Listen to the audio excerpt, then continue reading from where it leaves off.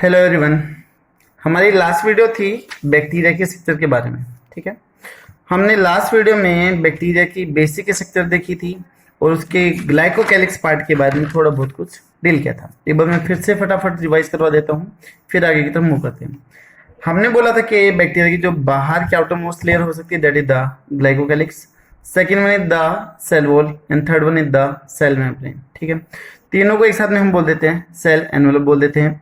Cell membrane fold होके mesosome की formation करती है। बीच में होगा तो सेंट्रल मीजोसोम और साइड में होगा तो लेटरल मीजोसोम कहलाएगा। इसके अंदर जो भी मेटल फिलअप है that is the cytoplasm. Cytoplasm है द न्यूक्लियोइड या फिर डबल स्टैंडर्ड सर्कुलर डीएनए। इसके अलावा यहाँ पर एमआरएनए होगा जिसके ऊपर बहुत सारे राइबोसोम जुड़े होंगे जिसको आप पॉलीसोम या फिर पॉलीराइबोसोम बोलते हो, और यहाँ पर इंक्लूजन बॉडीज भी होगी। ठीक है, यहाँ पर एक चीज हम और देख लेते हैं कि ये जो डीएनए है ये तो हो गया न्यूक्लियोइड, इसके अलावा यहाँ पर एक डीएनए और मिलता है that is double standard circular DNA that is known as the plasmid. उसको हम क्या बोल देंगे? प्लाज्मिड बोल देंगे। ये भी इसका जेनेटिक मटेरियल ही है।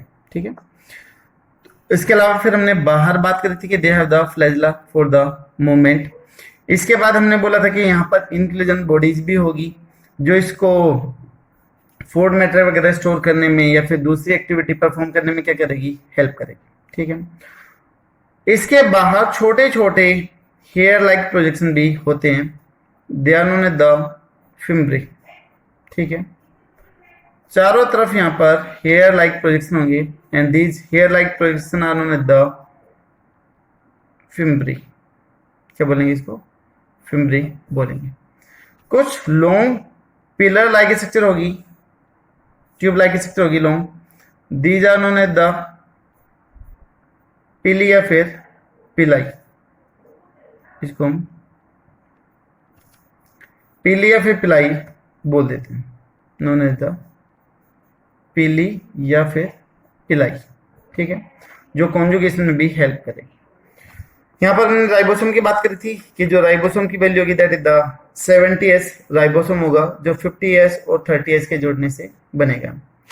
उसके बाद में फिर हमने कल इसके एनवेलप की बात करी थी कि जो एनवेलप है that is consist of the outer one that is the glycocalyx, second one is the cell wall and the third one is the cell membrane. और तीनों को एक साथ में हमने क्या बोल दिया? सेल एनवेलप बोल दिया। ठीक है, ग्लाइकोकैलिक्स की हमने बात करी थी कि नॉन यूनिवर्सल नेचर की है, प्रेजेंट हो भी सकती है नहीं भी हो सकती है। ठीक है, कैसे नेचर की? ये शुगर की बनी हुई है, तो एक तरीके से ये ग्लाइको है, शुगर है, जो बैक्टीरिया की क्वालिटी को क्या करेगा? इंप्रूव करेगा। ठीक है, नहीं भी होगा तो बैक्टीरिया सर्वाइव कर सकता है। अब उसके बाद में हमने इसके दो टाइप देखे थे, slime layer and the capsule. ठीक है, अब उन दोनों को हम यहाँ पर देख लेते हैं। तो ग्लाइकोकैलिक्स की दो लेयर हो गई थी, हमने बात कर ली थी किसकी? ग्लाइकोकैलिक्स की। ग्लाइकोकैलिक्स का नेचर आपको याद होगा, बताया था कि प्रोटेक्टिव नेचर क्या है, जो वाटर को लॉस होने से रोकता है और न्यूट्रिएंट को भी लॉस होने से रोकेगा। इसके दो पार्ट आ गए, the first one is the slime layer, slime layer, and the second one is the capsule and the second one is the capsule। ये दो। ठीक है, अब दोनों में क्या डिफरेंस है वो हम देख लेते हैं। दोनों के दोनों टाइप है किसके? ग्लाइकोकैलिक्स के टाइप हैं, लेकिन दोनों में डिफरेंस क्या है वो हम देखते हैं। जो slime layer that is loose sheet है, यानी कि थोड़ी सी नरम है।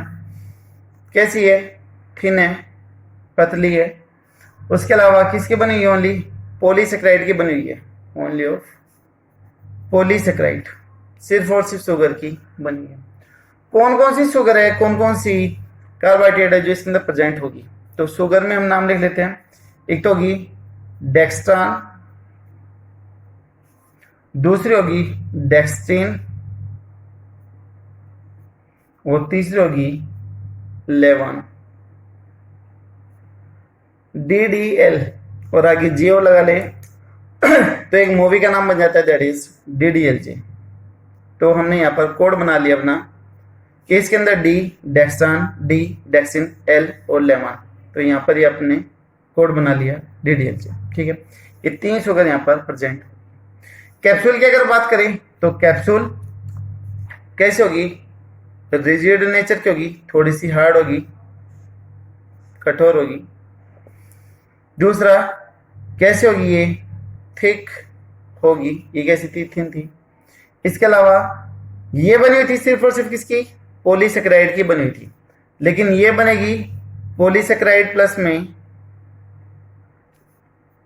प्रोटीन की बनी होगी। प्रोटीन बोल दे या फिर अमीनो एसिड बोल दे, तो उसकी ये बनी होगी। ठीक है, अमीनो एसिड यहाँ पर प्रेजेंट हो जाएंगे। तो शुगर तो ये तीनों की तीनों मिलेगी, डेक्सान, डेक्सिनोलेवान मिलेगी, लेकिन इसके साथ में यहाँ पर डी ग्लूटामिक एसिड भी आ जाएगा। ठीक है, ये तीनों तो होंगी इसके अंदर, ये जो तीनों पॉलीसेकेराइड हैं वो यहाँ पर प्रेजेंट होगी। प्रोटीन या अमीनो एसिड में कौन सी जाएगी, that is D glutamic acid आ जाएगा। तो यहाँ पर कॉम्बिनेशन हो गया किस किस का, पॉलीसेकेराइड प्लस में प्रोटीन का कॉम्बिनेशन हो जाएगा और कैप्सूल की फॉर्मेशन हो जाएगी। कैप्सूल मेनली जो मिलेगा that is more common in the gram negative bacteria. ठीक है, तो capsule is more common in gram negative bacteria. Gram negative और पॉजिटिव क्या है वो तब हम सेल वाल पढ़ेंगे, तो वहां पर ही हम डील करेंगे।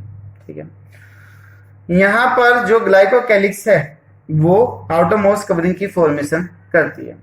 ग्लाइकोकैलिक्स कैसी एक विस्कस जिलेटिन पॉलीमर है। इस चीज का ध्यान रखना कि जो ग्लाइकोकैलिक्स है दैट इज विस्कस, एन की गाड़ी है, viscous gelatinous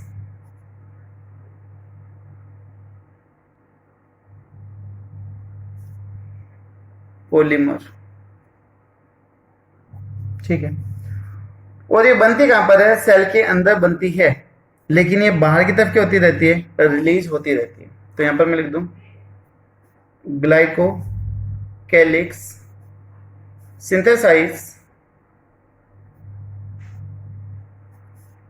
inside the cell but release outside, लेकिन बाहर की तरफ क्या कर दी जाएगी, रिलीज कर दी जाएगी। ये जो ग्लाइकोकैलिक्स है वो बैक्टीरिया के वेस्ट मैटर को भी स्टोर करने के अंदर हेल्प करता है। बैक्टीरिया में से जो वेस्टेज निकलती रहती है उसको भी ये एक्यूमुलेट करने में हेल्प करता है। ठीक है, तो ग्लाइकोकैलिक्स GC कर दूं तो ये शॉर्ट में ग्लाइकोकैलिक्स है। ठीक है, तो glycocalyx help to store the waste matter जो अंदर से निकलता है एंड फूड स्टोरेज उसके अंदर भी हेल्प करेगा। और हमने क्या देख लिया था कि जो क्या बोलते हैं हार्मफुल केमिकल थे, टॉक्सिक सब्सटेंस थे, एंटीबायोटिक थी, उनसे भी क्या करती है, प्रोटेक्ट करती है। लास्ट वीडियो में देख लेते हैं। इसके अलावा जो कैप्सूल होगी या फिर जो ग्लाइकोकैलिक्स होगी वो फैगोसाइटोसिस से भी प्रिवेंट करेगी, also prevent cell from phagocytosis. Phagocytosis का मतलब होता है किसी भी सेल को किल करना और उसको एनगल्फ कर जाना, खा जाना, that is known as the phagocytosis. Solid चीज को खाना कहलाता है फैगोसाइटोसिस। तो अगर किसी लिक्विड पार्ट को एनगल्फ कर रहे हैं, खा रहे हैं या फिर पी रहे हैं तो वो कहलाता है आपका पिनोसाइटोसिस। तो अगर किसी बैक्टीरिया पे ग्लाइकोकैलिक्स होगा तो उसका फैगोसाइटोसिस नहीं हो पाएगा, यानी कि जो हमारी सेल्स है मैक्रोफेज या मोनोसाइट वो ऐसे बैक्टीरिया को जल्दी से एनगल्फ नहीं कर पाएगी। ठीक है, तो जिनके ऊपर कैप्सूल है उसको हम क्या बोल देंगे, कैप्सुलेटेड बैक्टीरिया बोल देते हैं। तो those bacteria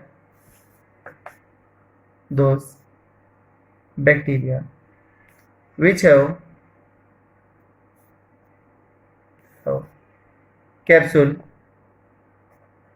known as capsulated bacteria।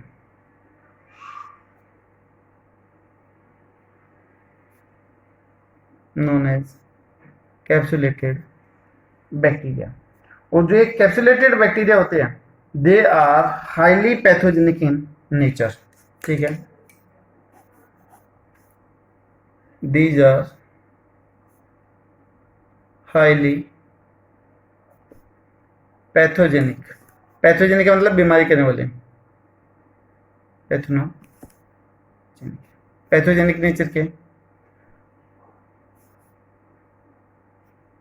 तो कोज डिजीज, डिजीज करने के चांसेस काफी ज्यादा हाई होंगे, क्योंकि अभी मैंने बताया कि कैप्सूल है तो फैगोसाइटोसिस काम नहीं कर सकता, तो ये जल्दी से किल नहीं होंगे, तो इनके नंबर लगातार क्या करते जाएंगे, वहां पर इंक्रीज करते हुए चले जाते हैं।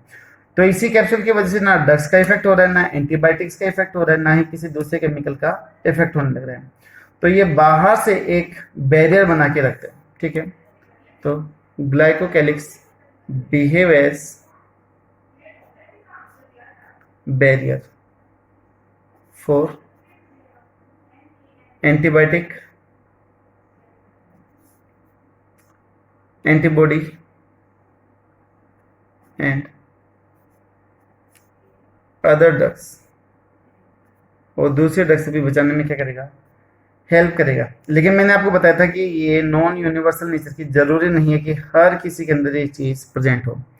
और एक पॉइंट और बोला था कि ये साथ के साथ में अटैच करने में भी क्या करेगा, हेल्प करेगा।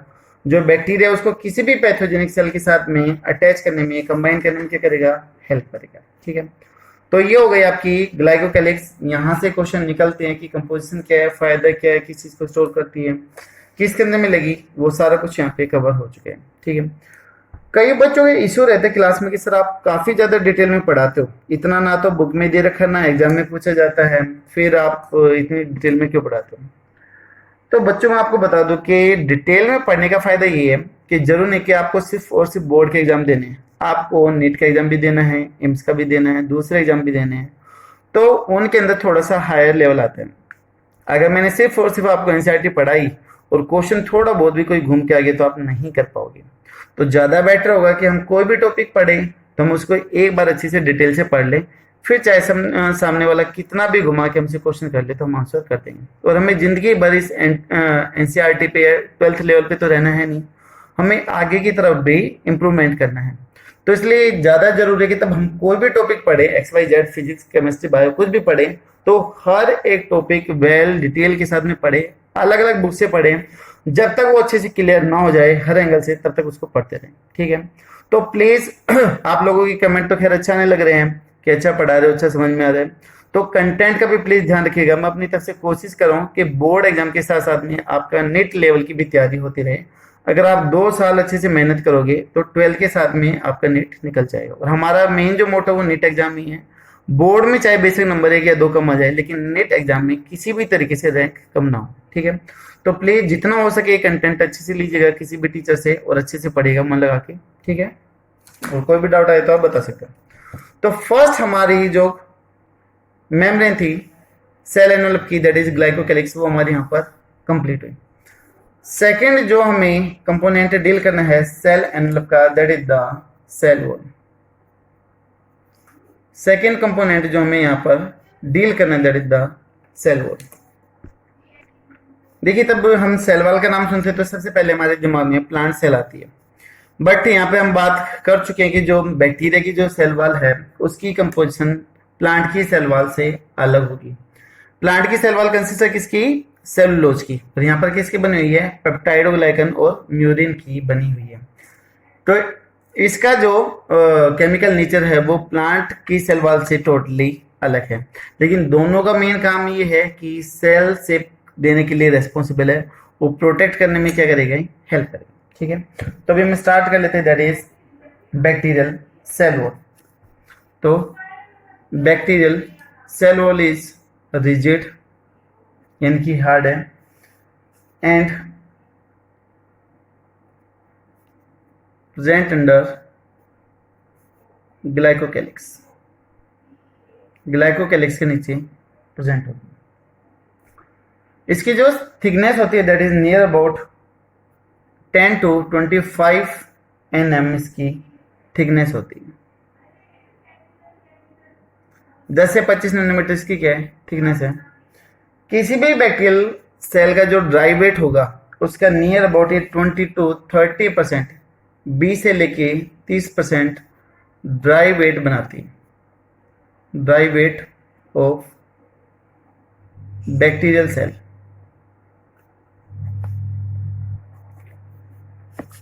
यहाँ पे ड्राई वेट वर्ड यूज करा गया है, मैं आपको बता देता हूँ कि वेट मेनली 3 तरह के होते हैं, fresh weight, dry weight and the ash wait.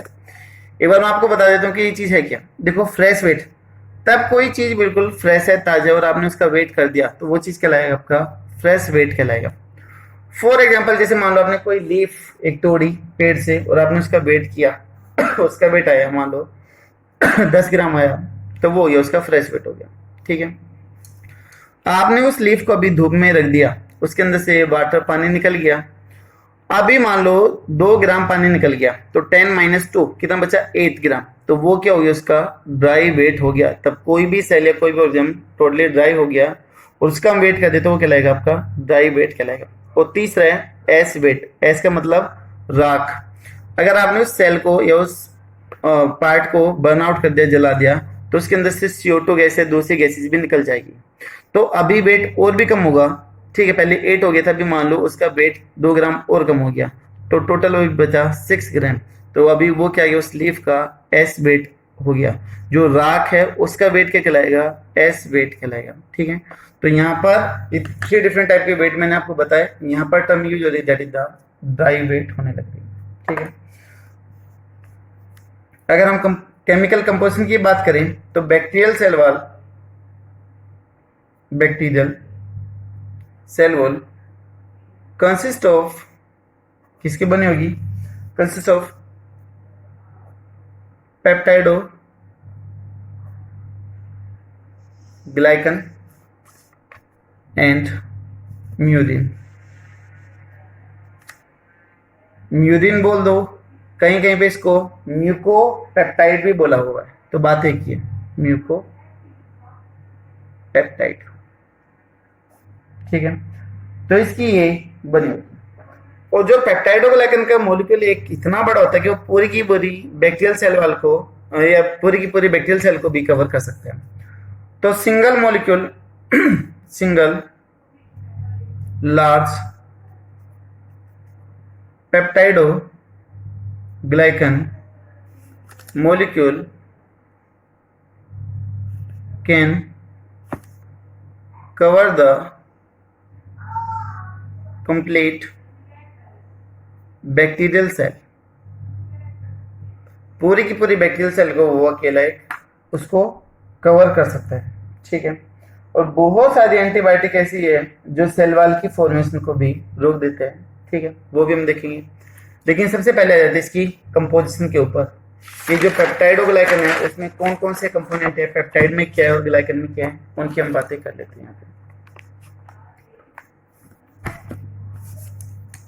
तो यहाँ पर हम आ गए कंपोजिशन ऑफ पेप्टाइडोग्लाइकन।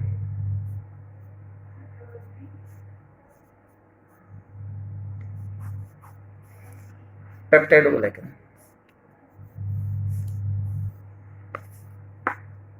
जो बना रहा है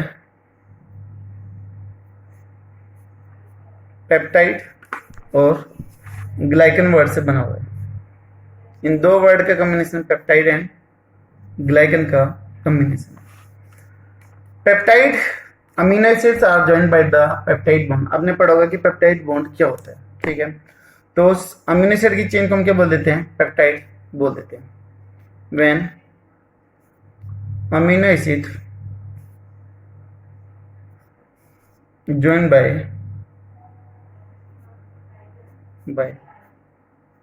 peptide bond, that chain is known as the peptide। तो उसे एक छोटी सी चेन को हम क्या बोल देंगे, पेप्टाइड बोल देंगे।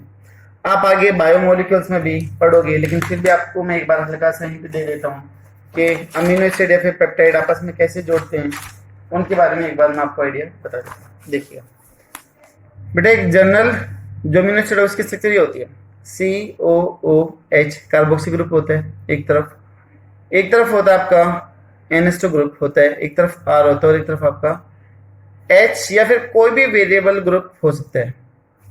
सॉरी, यहाँ पर आप बोलोगे कि जो R है वो वेरिएबल ग्रुप है और यहाँ पर आ जाएगा आपका H आ जाएगा। ठीक है, तो कार्बोक्सी ग्रुप हो गया, अमीन ग्रुप हो गया, हाइड्रोजन हो गया और एक R हो गया जो वेरिएबल ग्रुप है। अब अमीनो एसिड कैसे आपस में जोड़ेंगे देखिएगा। जनरली यहाँ पर राइट हैंड की तरफ होता है आपका COH ग्रुप होता है, लेफ्ट हैंड की तरफ आपका NH2 ग्रुप होता है। आप H और R कहीं पे भी रिप्रेजेंट कर सकते हो। हर अमीनो एसिड में ये R ग्रुप अलग अलग होगा, कहीं पे ये H हो जाएगा, कहीं पे OH हो जाएगा, कहीं पे CH3 हो जाएगा, कहीं पे कुछ हो जाएगा। ठीक है, तो R का नेचर हर एक अमीनो एसिड में क्या करेगा, वेरी करेगा। एक अमीनो एसिड हुआ, इसी तरीके से दूसरा अमीनो एसिड हो गया ये COOH H R और यहाँ पर क्या कर दूं मैं NH2 ऐसे लिख दूं, N हो गया और 2 H हो गए। ठीक है, इसी तरीके से अगर मैं चाहूं तो यहाँ पर और अमीनो एसिड भी रिप्रेजेंट कर सकता हूं। यहाँ पर मैं और अमीनो एसिड को भी रिप्रेजेंट कर सकता हूं, COH NH2 यहाँ पर H और R, ये आपका वेरिएबल। ठीक है, दूसरा अमीनो एसिड, तीसरा अमीनो एसिड। अब यहाँ पर देखो कार्बोक्सी ग्रुप में क्या है OH और अमीन में क्या है H। यहां से किसका रिमूवल हो जाएगा H2, भाई 2 H हो गए और एक हो गया ऑक्सीजन, तो किसका रिमूवल हो गया वाटर का। तब वाटर इधर से निकलेगा तो यहाँ पर एक बॉन्ड सिंथेसाइज हो जाएगा जो इन दोनों अमीनो एसिड को आपस में जोड़ेगा। सेम एज इट इज यहाँ से भी OH ग्रुप और यहाँ से H ग्रुप रिमूवल हो गया किसका, वाटर का, और यहाँ पर एक बॉन्ड बन गया जो इनको आपस में जोड़ेगा। अब जो ये बॉन्ड जो यहाँ पर बने हैं जो आपस में इनको जोड़ देंगे, these bond are known as the peptide bond. वो बॉन्ड जो अमीनो एसिड को आपस में जोड़ दे उनको हम पेप्टाइड बॉन्ड बोलते हैं। अगर एक चेन के अंदर अमीनो एसिड के नंबर लेस देन 50 है तो that is known as the peptide. अगर मोर देन 50 है तो that is known as the polypeptide. ठीक है, अगर अमीनो एसिड के नंबर लेस देन 50 है तो चेन को हम क्या बोल देंगे, पेप्टाइड। अगर मोर देन 50 है तो क्या बोल देंगे, पॉलीपेप्टाइड बोल देंगे। तो यहाँ पर मैंने भी आपको समझाया कि पेप्टाइड बॉन्ड क्या होता है। ठीक है, तो ये हो गया आपका क्लियर। ठीक है, बनाना चाहो तो बना लोगे यहाँ पर पॉज करके, ताकि कॉन्सेप्ट आपका क्लियर है कि पेप्टाइड होता क्या है। आगे अपने ग्रुप उस पर आते कॉन्सेप्ट पे, पेप्टाइड के ऊपर। पेप्टाइड के अंदर कौन कौन से अमीनो एसिड होंगे वो देखते हैं। एक आपका एलेनिन, ये थोड़े से हाई लेवल पे जा रहे हैं, कॉम्पिटेंस एग्जाम में आ सकते हैं। D alanine, D glutamic acid और लास्ट वन आपका एल लाइसिन। एल लाइसिन, ये चार जो अमीनो एसिड हैं, 1 2 3 और 4, चार अमीनो एसिड, ये चारों के चारों अमीनो एसिड किसमें प्रेजेंट होते हैं, present in gram positive bacteria. Gram positive bacteria में चारों तरह के अमीनो एसिड मिलेंगे। बट अगर मैं ग्राम नेगेटिव की बात कर दूं तो ग्राम नेगेटिव में सिर्फ और सिर्फ ये 3 मिलेंगे,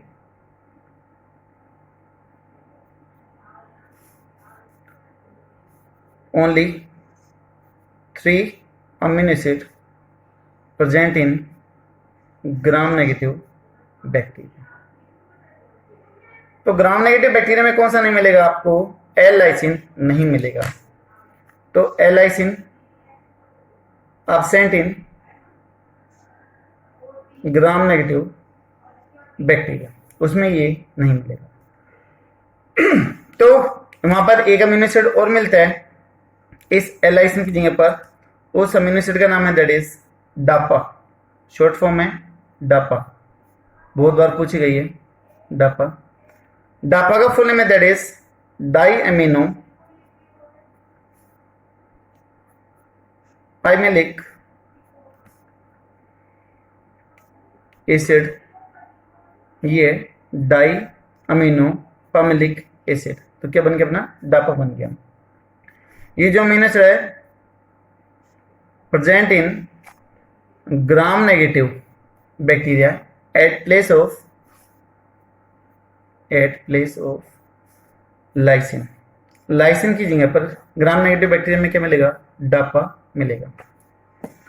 तो ये तो हो गई पेप्टाइड की बात। अभी बात कर लेते किसकी?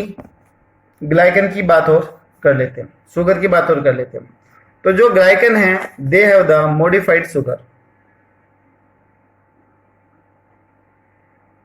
मॉडिफाइड शुगर है यानी कि उनमें कुछ दूसरे ग्रुप ऐड हो गए हैं और उनका नेचर चेंज हो गया। पहली शुगर है दैट इज नाग। वो वाला नाग नहीं है, कभी साफ समझो, नाग। इसका फुल नेम है that is N acetyl glucosamine. N acetyl glucosamine. तो फुल नेम हमारा हो गया नाग, NAG, ठीक है, नाग। दूसरी शुगर है दैट इज नाम, NAM, नाम, है ना। तो इसका फुल नेम क्या होगा? That is N acetyl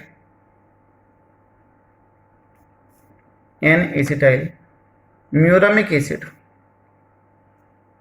muramic acid. तो ये क्या बन गया हमारा? नाम, NAM। तो क्या बन गया? नाम बन गया। तो ये हो गई यहां पर इसकी केमिकल कंपोजिशन के पेप्टाइड और ग्लाइकन होंगी, ठीक है।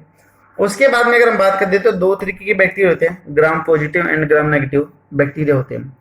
दोनों की जो सेल वॉल की कंपोजिशन है वो थोड़ी सी अलग है, उनका जो साइज है वो भी अलग है, और जो स्टेनिंग के बाद जो कलर आता है वो भी क्या है? अलग अलग होगा।